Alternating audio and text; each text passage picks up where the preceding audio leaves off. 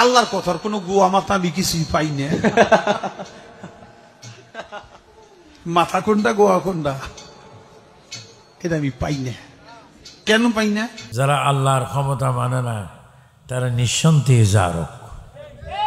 এদেরকে গালি দেওয়ার সুযোগ নাই, যেটা না দিলে অসুবিধা সেটাই দিয়েছে। আমি এবং আল্লামা আকবর আলী রেজভী রাদিয়াল্লাহু তাআলা, আল্লামা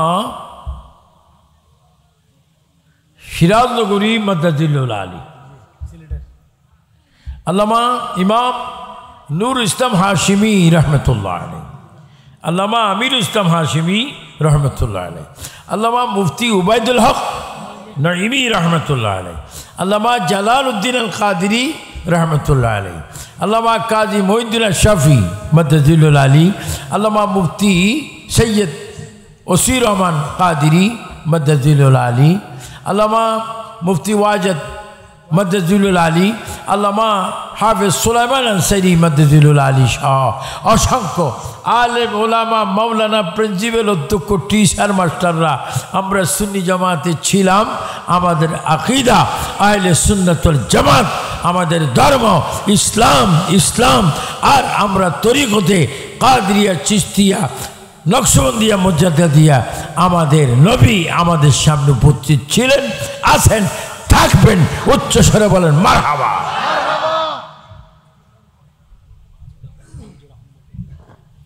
বিশেষ করে চাঁদপুর জেলার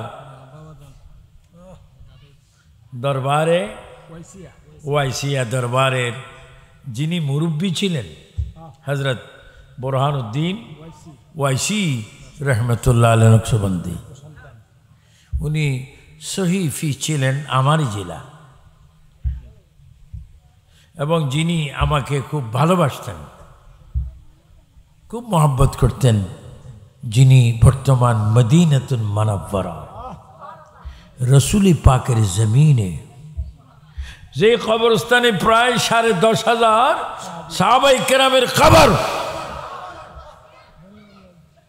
যেই কবরস্থানের প্রথম গেটের ডান পাশে মা ফাতেমা জাহরার কবর, যেই কবরস্থানে একটু পশ্চিমে উসমান গনি জিন্নুরাইনের কবর, সেই কবরস্থানে শুয়ে আছেন ফরজে কান্দির আলা হযরত পীরে কামেল ও মুকাম্মেল সহি আশিক হযরতুল আল্লামা ডক্টর মনজুর আহমদ রিফাই ওয়াইসি রহমতুল্লাহ আলাইহি নবীর দেশে, নবীর গ্রামে, নবীর কবরস্থানে শুয়ে আছেন। আজকে বিষয় কি? আজকের বিষয় হচ্ছে মাহফিলের বিষয় উপরে লেখা আছে কি বাসি, আর আমরা এখন কি বাসি বলেন না? কি বাসি? যারা কবরে গেছে তারা দুনিয়ায় ছিলেন না। আপনার কি কবরে যাবেন না? কে কে যাবেন না? হাত তোলেন। ও, হাত তুলছে। আশ্চর্য, আশ্চর্য কিয়ামতের আলামত। ওনারা কবরে যাইতো না। হ্যাঁ, ও আমি বলছি না, সভাপতি সাহেব বলছে আজ্ঞান সাপি, একটু সামনের দিকে আসুন। যারা একটু লড়বেন হাসরের ময়দানে আপনারা সোজাসুজি জান্নাতে তার 14 গুণ বেশি জায়গা পাবেন। আর কথা নেই, আর বেশি মানুষের দরকার নেই। তাবর কাছে নেই,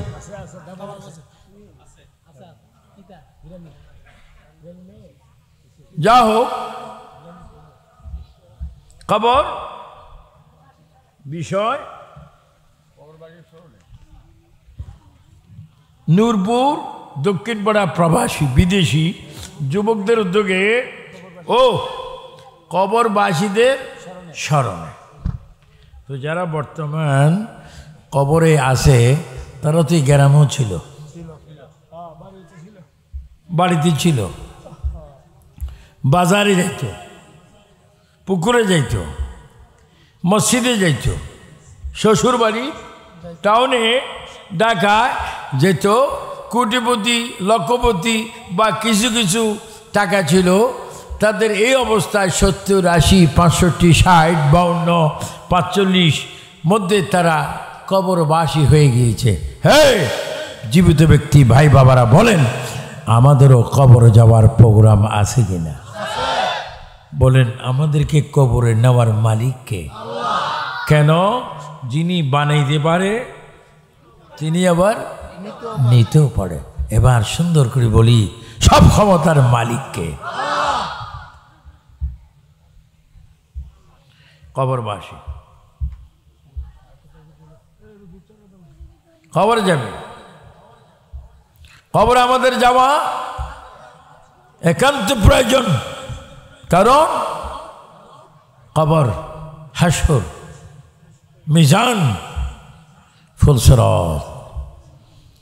ফুলসিরাত 30,000 বছরের রাস্তা।